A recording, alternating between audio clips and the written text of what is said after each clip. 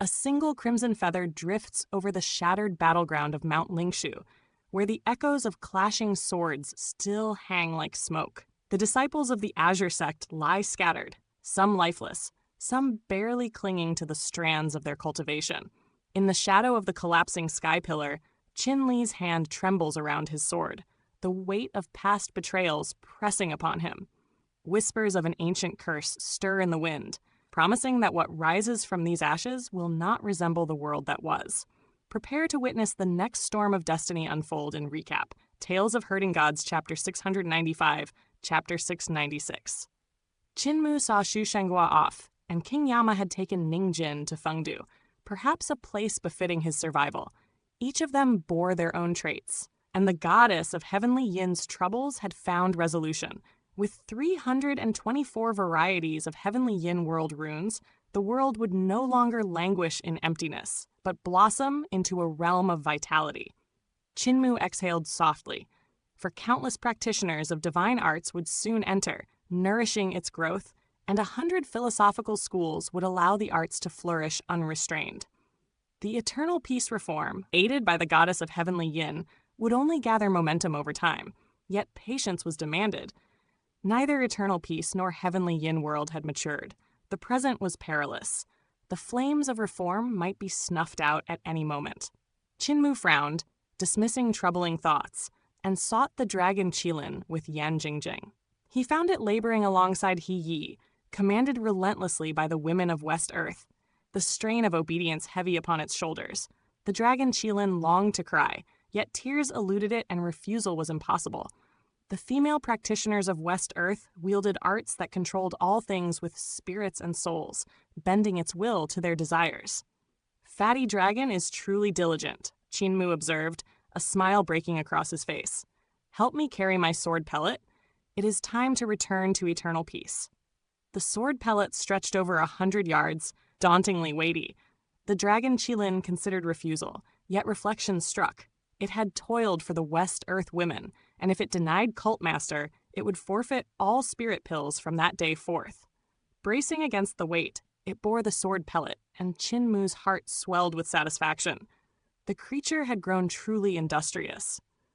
Yan Jingjing, touched by the strand of pure yin qi she had received, felt her foundation solidifying, her body strengthening. Her joy was evident as they walked together, laughter spilling freely. At the sun, well, Qinmu instructed, the Emperor will issue a decree for you to depart, to use the sun aboard the sunship to restore life to Supreme Emperor Heaven and Luofu Heaven. Fear not. Once the bodies of pure yang and pure yin are found, you need not guide the sunship personally. Your cultivation is great, yet your foundation is still fledgling. Venture beyond the sunwell. Seek knowledge in eternal peace and learn the basics. I shall await your return. Reluctantly, they parted, Qinmu seeing her safely into the sun. Well before pressing eastward, upon the dragon Qilin's back, he retrieved the heavenly fire of Xuandu, intent on meticulous study. Since acquiring the prism of heavenly fire, he had yet to probe its depths. Only a cursory use had been made. The remainder left for Yan Jingjing. Puzzlement arose. If fire, why assume form? Why crystallize? The prism was Heaven Duke's own celestial flame, potent yet untamed, its heat beyond his control, his mastery of fire arts lesser than Yan Jingjing's refined technique. Yet suddenly the crystal structure shifted endlessly, captivating him. Flames formed hexagonal crystals, emerging and dissolving ceaselessly. Fascination drew him deeper.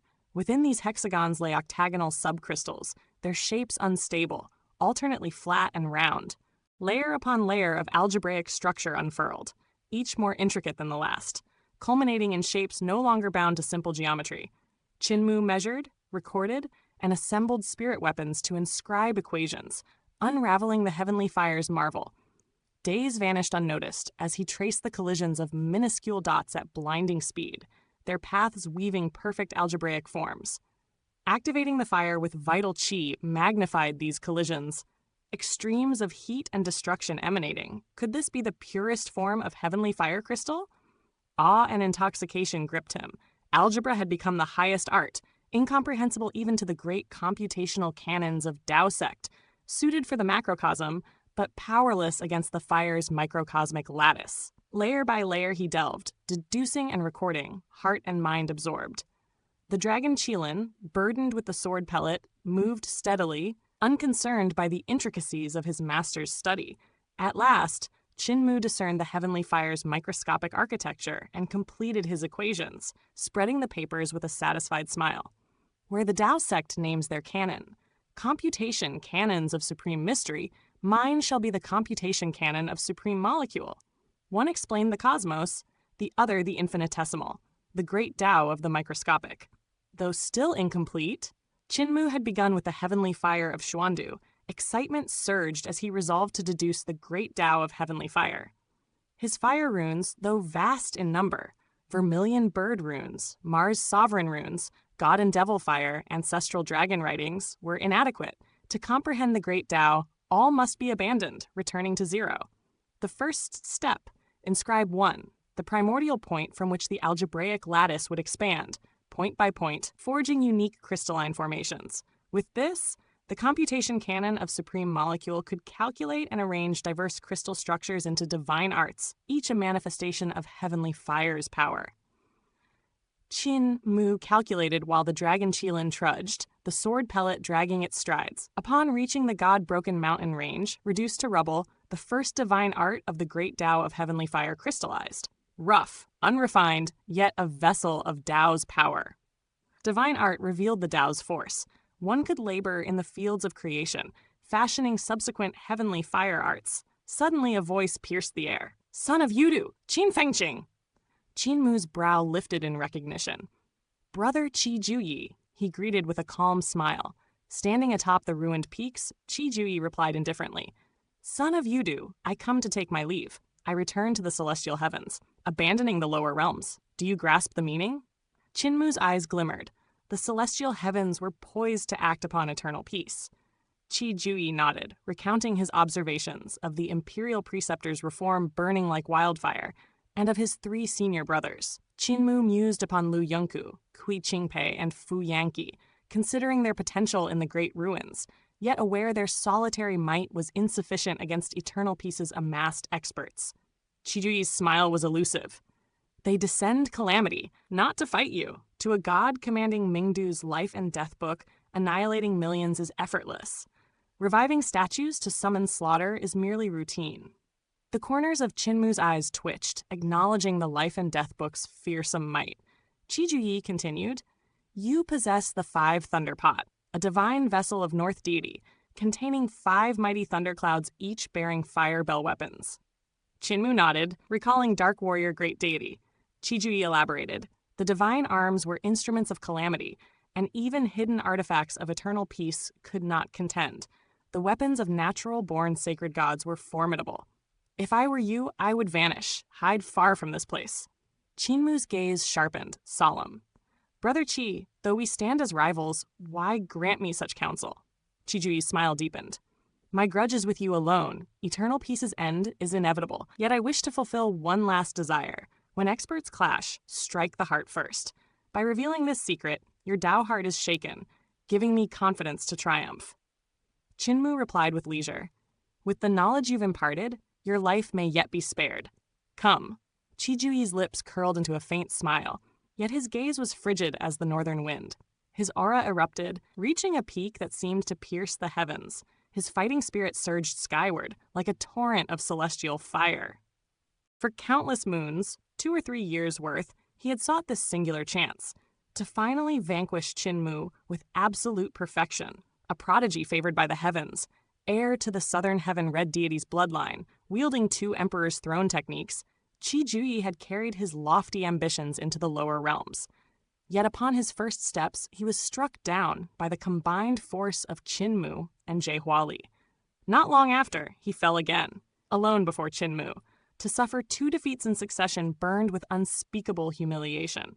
Still, he had unsettled Qin Mu's Tao heart, a rare opportunity, fleeting as a comet. He had waited. He had forged this moment. Those who learn from me survive. Those who imitate me perish. Qin Mu's voice resonated as he caused the dragon Qilin to retreat, solemn and unwavering. When masters clash, strike at the heart first. My skill lies in shattering the Tao heart.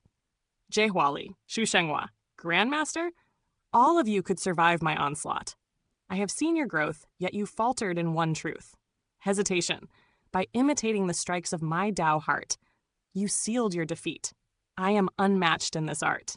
Flames erupted around Qi, coalescing into the majestic form of a phoenix perched upon an ancient parasol tree. He snorted at Qinmu's words. Your arts and divine techniques are but sparks compared to the Emperor's throne technique of my Qi clan. One divine art of mine can counter 3 of your moves.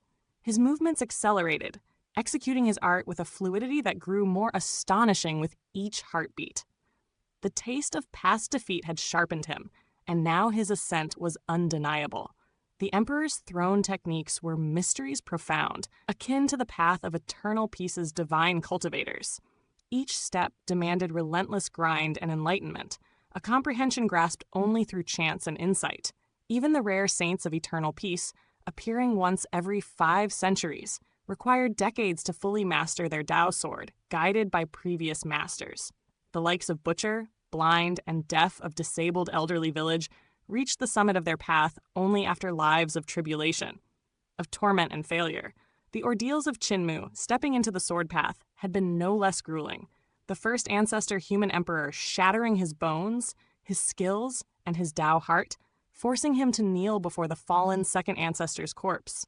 Only through such trials did he ascend to Supreme Emperor Heaven, to battlefield triumphs, and Tao comprehension in Lie City.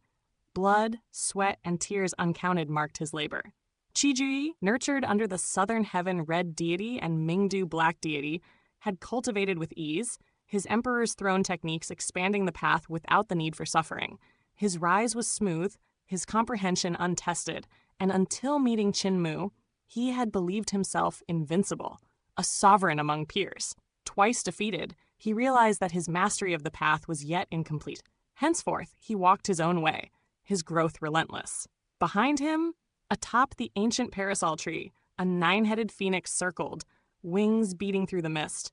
From the nest, an egg cracked, birthing a fledgling 9-headed phoenix that drank the dew and flames, growing swiftly before taking to the air. In mere breaths, 16 9-headed phoenixes soared from the nest, long feathers trailing, voices singing Tao in clarity. Over 10 miles, the formation spread, Qi Juyi standing resolute before the flaming parasol tree, flowers like trumpets, clouds of flame weaving rhythm across the branches, an aura emanated from him that forbade approach. Qinmu felt a trace of regret. By granting Qi Juyi the opportunity to unleash his divine art, he had allowed the youth to reach a new pinnacle. The phoenix, perching on parasol tree, now flowed flawlessly, closing past deficiencies. The phoenixes shrieked and dove. Qi Juyi shifted beneath the tree, eyes locked on Qinmu. Unmoving, Qinmu manifested a 3-headed, 6-armed form, executing first ancestor human emperor's heaven and earth mudra skills to intercept all 16 phoenixes, unharmed. In that stance, he was the heart of heaven and earth, the axis of the realm. Qi Juyi's movements were swift, mist-trailing as a phoenix emerged, searching for an opening. His mudras danced, the divine art of the parasol tree shifting subtly, probing Qinmu. Suddenly, Qi Juyi's eyes blazed. He drew a circle with his right hand. The left pierced through, slamming toward Qinmu. At that instant, 16 9-headed phoenixes surged, feathers like blades, claws like hooks, beaks like spears, the air a storm of spirit weapons and incinerating flames. The ground became a furnace, the center of cataclysmic force. Rocks levitated, melted, and vaporized as the blast expanded 50 miles. Sword lights erupted, slicing through phoenix heads, wings, feathers, and claws, flames burning with divine intensity. Brother Qin, your great divine art has been unleashed. You are no match, Qi Juyi roared, thrusting a palm toward Qinmu's heart. Qinmu countered with his palm, hundreds of yards apart, the collision erupting like a bridge of phoenix feathers, blades flying in a dazzling arc. Crystal paths formed, expanding with divine fire that obliterated Qi Juyi's sword feathers. Qi Juyi grasped the ancient parasol tree, bellowing, smashing it against the heavenly fire. The collision, though smaller in scope, intensified the power. Rocks below melted.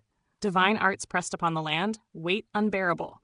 The dragon Qilin watched, sword pellet on his back, pondering whether to intervene. Suddenly, a world-shattering explosion swallowed the duel, and both combatants vanished. As the tremors faded, the dragon Qilin glimpsed a pit 300 yards wide, bottom unseen. Descending, Qilin flames lifting him, he entered the underground of God-broken mountain range, where massive chains bound a long knife, a god's head impaled, a shrine floating beneath. There, the duel continued on the knife's mirror-like surface, reflections perfect, figures clear as water. Qi Juji revealed his 9-headed phoenix body, Qin Mu his 3-headed, 6-armed form. Each strike landed true, pounding flesh and spirit. Suddenly, the reflections shifted, revealing the phoenix and Qin Mu's primordial spirits, drawn into the divine knife. The dragon Qilin's heart sank. His own primordial spirit pulled inward, 4 hooves pressing upon the mirror yet finding nothing beneath, terror filling his chest. Before he could react, Qiji coughed blood, tumbling, landing at the dragon Qilin's feet. 1 corporeal, 1 spirit. Rising, the dragon Qilin saw 2 Qin Mu mirrored approaching. He halted before the fallen Qiji, unable to rise.